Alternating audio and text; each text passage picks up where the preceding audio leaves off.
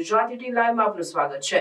Dabhoi Sarita overbridge ઉપર આંતરા દિવસે traffic જામની સમસ્યા ઉદ્ભવે છે। છેલ્લા 4 વર્ષથી એક સાઈડ બ્રિજની ધીમી ગતિએ ચાલતી કામગીરી આખરે આ બ્રિજ ક્યારે બનશે તેને લઈ સવાલ ઉભા થયા છે। તેવામાં આંતરા દિવસે ટ્રાફિક સમસ્યાથી લોકો ત્રાહિમામ પોકારી ઉઠ્યા છે। બીજી સાઈડનો બ્રિજ હવે યુદ્ધના ધોરણે તૈયાર થાય તેવી વ્યાપક માંગ ઉઠવા પામી છે।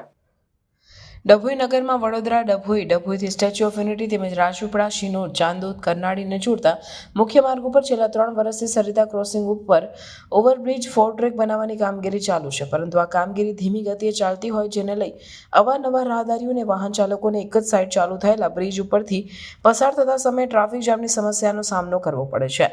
નાના મોટા વાહન ખોટકાય કે તરત ટ્રાફિક જામ થઈ જાય છે। આંતરા દિવસે આ ટ્રાફિક જામ સમસ્યાને લઈ રાહદારીઓ હેરાન પરેશાન થઈ ઉઠ્યા છે।